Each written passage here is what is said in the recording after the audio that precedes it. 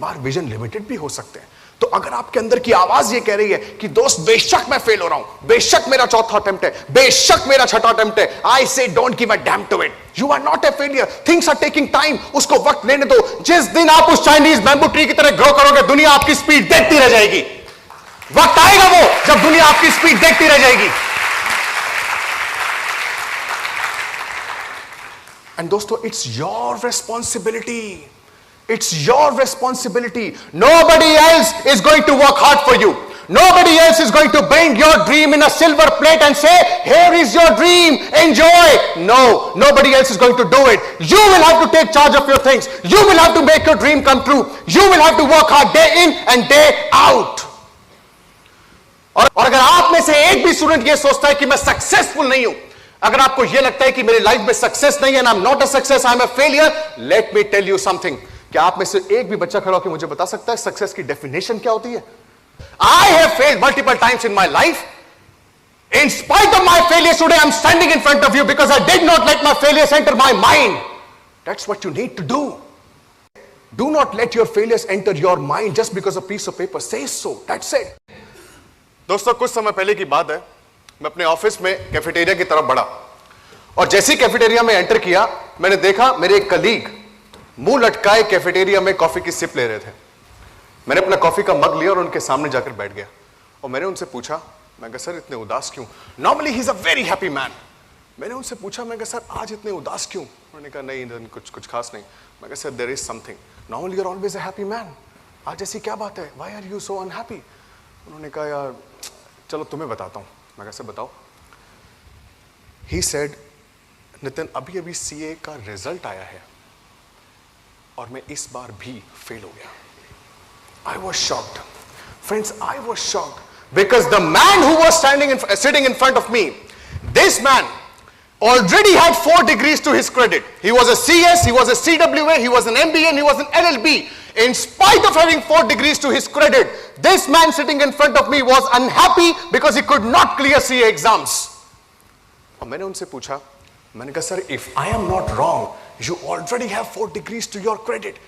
You have already 4 degrees. ऐसी क्या खास बात है सर इस चार्टर्ड अकाउंटेंसी की डिग्री में कि आप इस बार फेल होने के बाद इस तरह मुंह लटकाए बैठे हो? उन्होंने मेरी तरफ देखा और मुस्कुराकर बोले, नितिन मजाक कर रहा है? मैंने कहा नहीं sir, I am very serious. और आप ये क्या कह रहे हो कि मैं इस बार भी फेल हो गया? व्हाट डू यू मीन इस बार भी फेल हो गया? उन्होंने कहा नितिन ये मेरा 5th अटेम्प्ट था। दोस्तों, मेरे आश्चर्य की सीमा नहीं रही, मेरे आश्चर्य की सीमा नहीं रही। और मैंने उनसे जानने की कोशिश करी। मैंने कहा सर ये ऐसी क्या खास बात है इस डिग्री में, ये चार्टर्ड अकाउंटेंसी की डिग्री, इसमें ऐसी क्या खास बात है कि the man who is a successful person, he is well settled in his job, he is earning a good package, he already has 4 degrees to his credit, yet he is giving attempt after attempt to become a chartered accountant. ऐसी क्या खास बात है sir इस degree में? और दोस्तों, उन्होंने मुझे जो कहा उसको सुन के मुझे तो मजा आ गया। और उन्होंने मुझे कहा, नितिन ये 4 डिग्रीज एक तरफ और ये 1 डिग्री एक तरफ। उन्होंने कहा ये 4 डिग्रीज एक तरफ और ये 1 डिग्री एक तरफ। कहीं ना कहीं सीए स्टूडेंट्स हार्डवर्क की इतनी ज्यादा टेंडेंसी में रहता है कि कहीं ना कहीं वो एक बहुत इंपॉर्टेंट फैक्टर जो है स्मार्ट वर्क, उसको मिस कर जाता है। दोस्तों, अब आप समझिए स्मार्ट वर्क से मेरा क्या मतलब है। मेरा मतलब ये है कि जब आप हार्डवर्क करते हैं तो आप उस 80% पे फोकस करते हैं जो सिर्फ 20% रिजल्ट लेके आने वाला है। उन टॉपिक्स, उन सब्जेक्ट्स के अंदर जो टॉपिक्स हैं, चैप्टर्स हैं, उन पे फोकस करते हैं 80% जो सिर्फ 20% या 25% रिजल्ट लेके आने वाला है। On the other side there are lot of topics in chapters जो सिर्फ 20% है, लेकिन वो आपके रिजल्ट्स और मार्क्स के हिसाब से 70 या 80% है। समझ रहे हैं आप? तो उस चीज को समझना बहुत इंपॉर्टेंट है। दोस्तों, जब मैं पढ़ाई करता था, मुझे याद है, I always used to make it a point कि मैं 80-20 रूल को अपने माइंड में रखूं और हमेशा सबसे पहले यह पता लगाऊं कि इस पर्टिकुलर पेपर में, इस पर्टिकुलर सब्जेक्ट के अंदर वो 20% मटीरियल क्या है जो 80% रिजल्ट लाने की संभावना रखता है। तो 80-20 रूल आपको माइंड में रखते हुए हमेशा स्टडी करनी चाहिए। और सीए स्टूडेंट्स यहां पे यहां पे चूक जाते हैं दोस्तों। अक्सर मैं जब देखता हूं सीए स्टूडेंट्स को पढ़ते हुए, उनकी क्वेरीज को मैं सुनता हूं, तो एक ही चीज सामने आती है, हार्ड वर्क किया, हार्ड वर्क किया, हार्ड वर्क किया, दो बार पढ़ा, 4 बार पढ़ा, पूरी बुक पढ़ा। अरे पूरी बुक तो पढ़ा, लेकिन वो 25% को मल्टीपल टाइम्स रिवाइज करके 100% स्ट्रॉन्ग किया कि नहीं किया, दैट इज वेरी इंपॉर्टेंट। वो क्या हो सकते हैं, maybe last 10 year paper आप उठा करके देखिए कि what is it that the examiner would like you to be 100% sure of. क्या वो टॉपिक्स हैं जो बार बार पूछे जा रहे हैं? फॉर एग्जांपल टैक्सेशन के अंदर अमेंडमेंट्स हो सकती हैं, कोई इंपॉर्टेंट केस लॉस हो सकते हैं, या किसी भी चीज के अंदर कोई पर्टिकुलर सेक्शंस हो सकते हैं,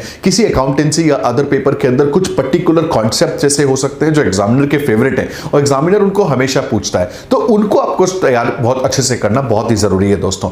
तो ये 80-20 rule smart work CA student miss कर जाते हैं। ये बहुत बड़ा रीजन मुझे लगता है जो है सीए स्टूडेंट्स के फेल होने का।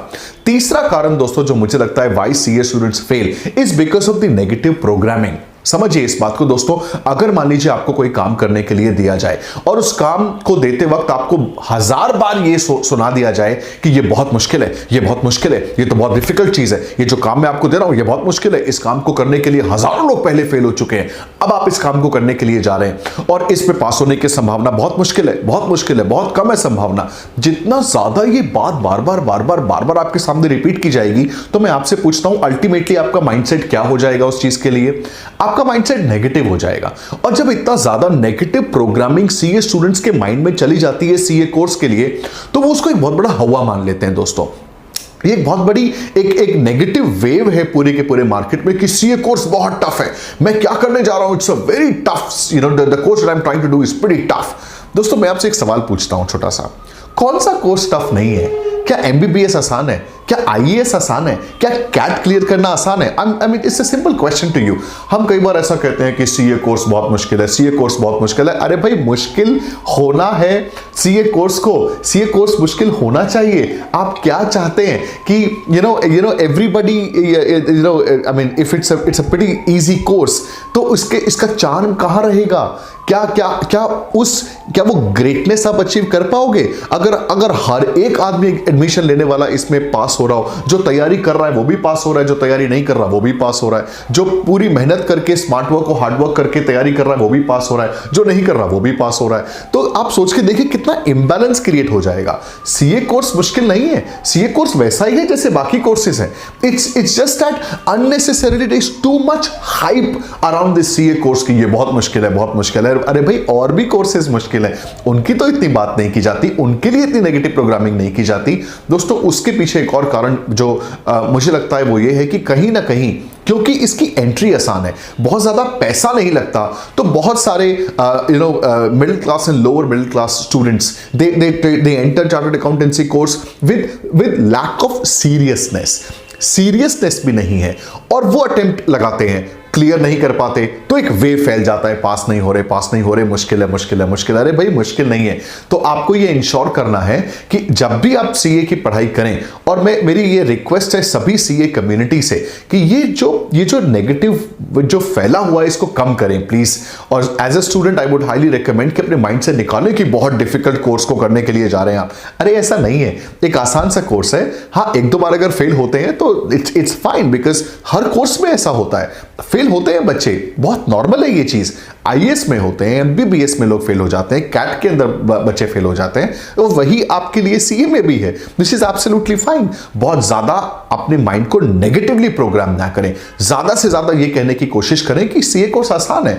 I understand, you may think it's not, but the more you repeat it your mind will understand. आसान चीजों को करना आसान होता है दोस्तों, मुश्किल चीजों को करना मुश्किल होता है। तो ये तीसरा कारण है सीए स्टूडेंट्स के फेल होने का, कि उनका माइंड नेगेटिवली प्रोग्राम होता है और वो डरे रहते हैं हमेशा। उनको लगता है मैं बहुत बड़ा काम करने जा रहा हूं, बहुत मुश्किल एग्जामिनेशन को अटेम्प्ट करने के लिए जा रहा हूं, तो बहुत मुश्किल, इवेंचुअली वो मुश्किल सामने आ ही जाती है दोस्तों और आप फेल हो जाते हैं। तो ये 2-3 चीजें हैं जिनका आपको ध्यान रखना चाहिए। पहला, आपको किसी न किसी तरीके से ये इंश्योर करना चाहिए कि जो आप पढ़ रहे हैं वो ठीक पढ़ रहे हैं, वो वही पढ़ रहे हैं जो एग्जामिनर और इंस्टीट्यूट चाहता है। दूसरा, स्मार्ट वर्क जरूर करें, और तीसरा, नेगेटिव प्रोग्रामिंग ना होने दें अपने माइंड की। Well, I hope you like my suggestion in this video. ये 3 कारण अगर आप टेक केयर करते हैं तो आप फेल नहीं होंगे, और मेरा सजेशन ये भी है कि ये 3 कारण बताइए अपने आसपास के लोगों को। It's not just because the CA course is tough, with the other reasons as well. Well, I hope hope you like my suggestion in this video. I'll see you again in the next video then. Thanks for watching.